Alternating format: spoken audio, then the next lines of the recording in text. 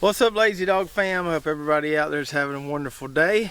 It's a big day here on the homestead. We're getting our fall delivery of compost today, and a lot of it. I'll tell you later in the video about where you can get some of this if you're somewhat local to this area. But we normally in the past have gotten about 5 tons at a time. Today we're getting a whole semi-truck load, and I haven't gotten the exact quantity yet, but from what I understand, it's around 20 tons or so, probably a little more than 20 tons, which should be plenty of compost to, you know, cover most all of our plots here. I don't know that we're going to put it on every single plot we've got, because we've still got some plots with stuff growing, but we're going to put it on a majority of these plots. But I got to find somewhere to put this, because like I said, I've only gotten 5 tons at a time before, and getting at least 4 times that much now. I know one of these little 30 by 35 plots here used to hold about 5 tons pretty well, but I don't know if one of these plots is big enough to dump a whole 20 tons in. We'll just have to see.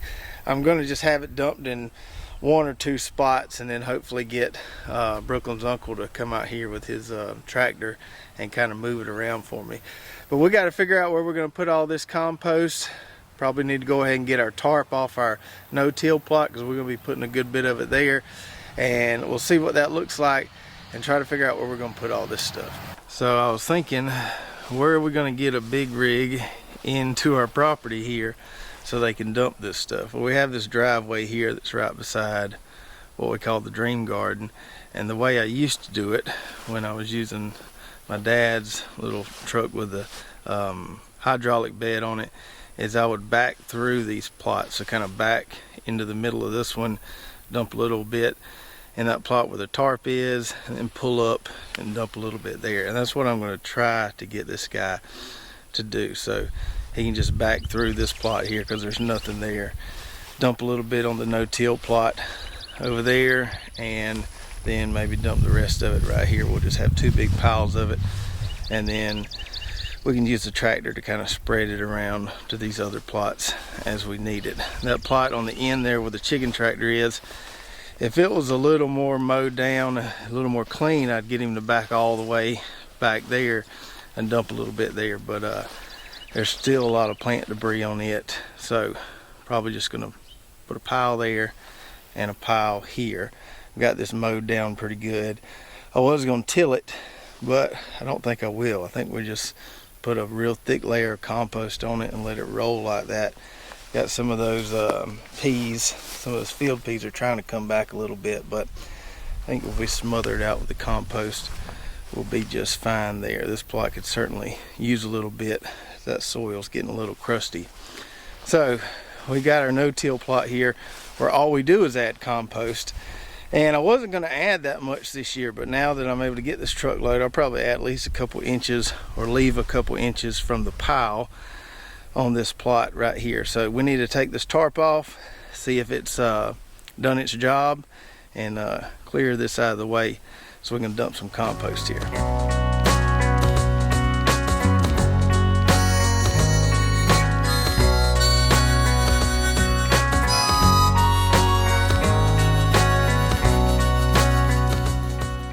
Alright, so we got our tarp off there. I'll spread that out in the yard in a little while and let that dry before we fold it up and put it underneath the barn. I don't think we'll be needing it anytime soon. So this is what we're working with here on our no-till plot. You see we've still got a lot of good organic matter down there from those cover crops we had. So that should be good on the soil there. We'll cover that up with some compost, and that can only help all the biology in the soil there, having some good organic matter.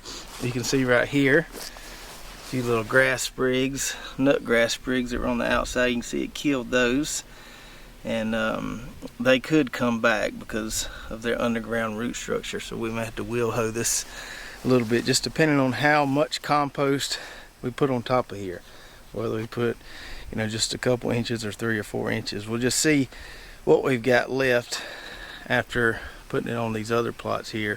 We'll kind of determine how much we end up using right here, since this is where we're going to pile it all.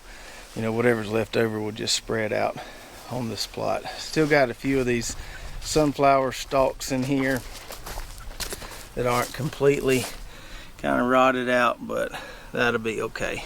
Just cover everything with compost and it should be just fine. And we put a thick enough layer on there, the fact that we're not tilling this and re-stirring the weed seed bank. Even some of those pigweed seeds that didn't germinate, assuming there are a few that didn't germinate while the tarp was on here, will be covered up and hopefully too deep to ever emerge. So that's our plan with this plot. Has been our plan for the last year or so. We just keep layering compost on top of here, just keep trying to build this soil structure in this whole no-till experiment. And while we're waiting on the compost guy to get here, I'll show you this, what I was talking about earlier. So this is where we had, it's basically the same thing as this, if it was about 7 foot tall, whereas this is only about 4 foot tall. We got to get rid of this quick soon so we can put compost on it too. But anyway, that's what we had over here. It was really, really tall, and it's been mowed a couple times, but some of it keeps standing up and coming back a little bit. I'm eventually going to have to cultivate it, to terminate it probably, because I don't have time to tarp it. But you can see there, it's crazy how this sorghum, these iron clay peas, even after they've been mowed pretty close, some of it will just come back. It looks like kind of just a hayfield out here now, because there was just so much vegetation and so much biomass. But it's been nice that it's covered the soil like this. And I don't know, I may not be able to till it. There may be so much vegetation there that it just bogs down the tiller. It may be better off just mowing it one more time and just covering it with a thick layer of compost. We'll have plenty if we decide to do that. So I haven't really figured out what I'm gonna do here yet, because we're still moving the chickens around here. So I've moved them all around the outside there, and I at least want to give them one trip around the block right here before we put compost on here and get ready to plant this plot. So now we'll just wait on the compost man. He should be here in the next 30 minutes or so, and we'll see just how big a pile 20 tons of compost makes. And there he is, right there, folks. It's time. That's gonna be a heap of compost right there. There's a big old truck. He said he's gonna try to just back in here instead of having to pull forward in my yard there, because he said it'd make some ruts. So we're gonna try to just back up into this plot here, all the way back into that one, dump a little bit there before we dump some here. Again, sunny Tuesday, 'cause Sunday's raining, and I can't afford to hear the answers knocking on my door. Feel less late, bring the door, and I'm sitting in the living room with these ironic words. Oh, oh, oh.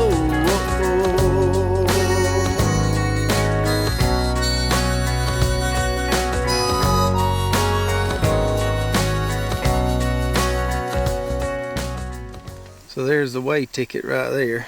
Ended up getting 24.76 tons on that truck there. So that's what 25 tons of compost looks like, folks. That there and all that there, which should be a plenty for our fall garden this year. Like I said, we won't put this on every single plot. Probably just put it on the plots we're growing vegetables on. Won't put it on the plots we're going to cover crop, and then next spring we'll put some on those plots that we didn't put it on this year. I usually only compost a plot once a year because we put it out so thick. We don't really have to add it every season. Just once a year is good enough. And this here is some fine stuff. It's what we call black gold right there. Nice and moist there, nice and cooked down and fine, and man, that's garden goodie right there. So this here is what we call gin trash compost, not to be confused with just gin trash. So gin trash, G-I-N, is the byproduct of the cotton ginning process, and down here in South Georgia there's a cotton gin every 15 miles it seems. This comes from the cotton gin over in the big city of Lenox, Georgia. So A lot of people, every time we talk about this stuff, express all kind of concerns about weed seeds and chemicals and all this stuff, and I'll tell you a little bit about why this stuff right here is so good and why we're not really worried about anything with it. Now, if you just go put straight gin trash on your garden, you could have some weed issues because that hasn't been cooked, and you could have some pigweed issues or whatever issues may have been, you know, in that cotton field where that gin trash came from. But this stuff here is basically gin trash that they take and pile up and let it go into a heat. It gets wet from the rain. They turn it, mix it, and I've been out there where they load it up before, and when they stick the loader into the pile, you can just see the steam coming off of it. So this stuff gets hot enough to cook down into some nice black gold compost. That heat also kills any of those weed seeds that might be in that gin trash, and it's also going to break down any chemicals in there. I've seen the tests they do. They do tests on this stuff to make sure there's no chemical residues, and this stuff is really, really clean. So we don't really have any weed issues with it. We don't really have any pesticide residue issues with it. I know this because I've talked to the guys. They've showed me the reports. They also have a soil analysis on this. It's pretty rich stuff. And also we've been using it for, I want to say 3 years now, and haven't had any issues. So there's no worries on my part. Yes, the cotton grown around here is GMO cotton. It's sprayed with glyphosate and other stuff.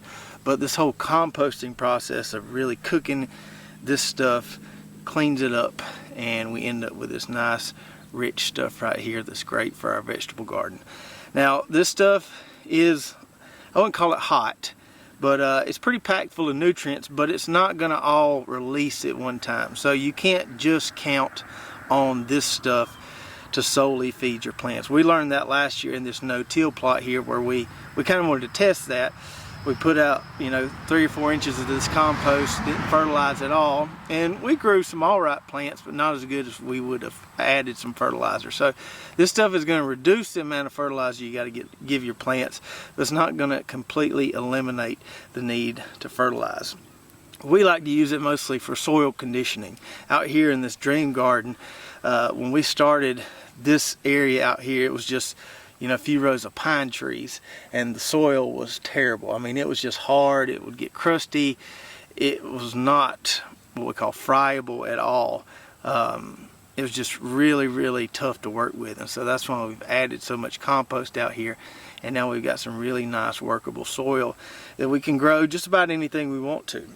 I couldn't really grow carrots in here well, or potatoes when we first started, but now we can grow a pretty good crop of potatoes or carrots or any other root crop for that matter, because we've got so much of this organic matter incorporated into the soil. Now we don't make our own compost around here, obviously, because we would need so much of it. It would be hard to make this much compost. If your garden is small and you can make your own compost, that is great, but because we have access to this good stuff right here and we can get it delivered like we did today, it's not really worth our time to make our own compost when we can get good stuff like this locally.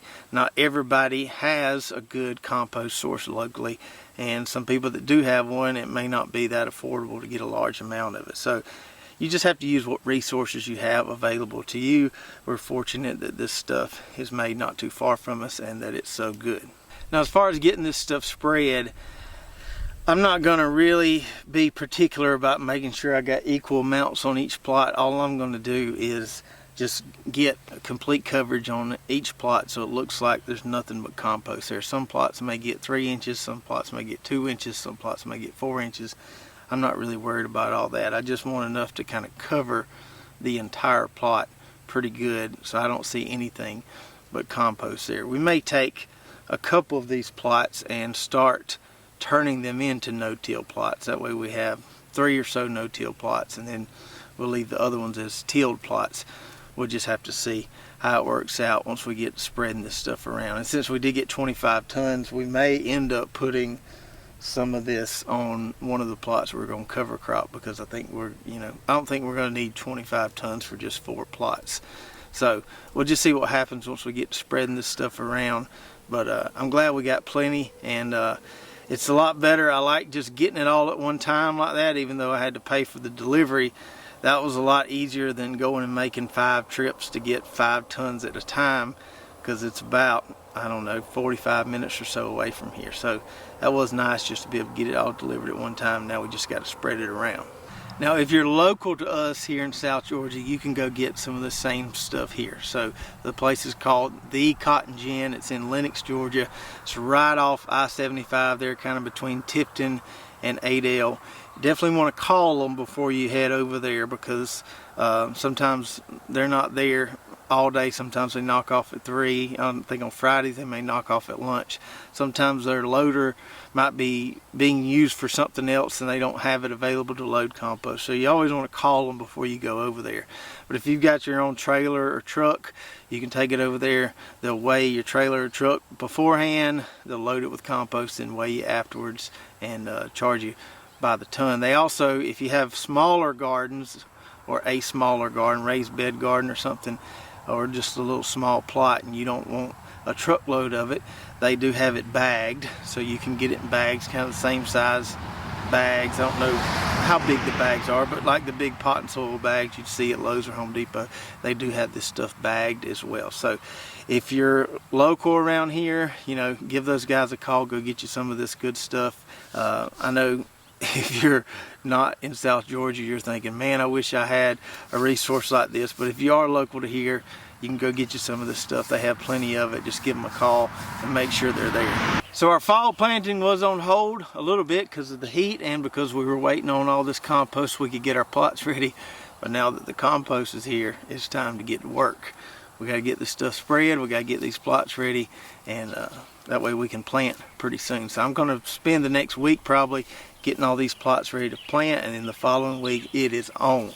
We're going to be putting lots of transplants in the ground. We're going to be direct seeding carrots, beets, lots of stuff. It's going to be a busy next couple weeks here at Lazy Dog Farms. So if you haven't already, head on over to our website, lazydogfarm.com. Check out our garden blog there. We got some great recipes, some recommended products, and even some Lazy Dog Farm merch you can buy. And if you did enjoy this video, make sure to subscribe, ring the bell, like, and share, and we'll see you next time right here at Lazy Dog Farm. Oh, farewell, by the beauty of your life.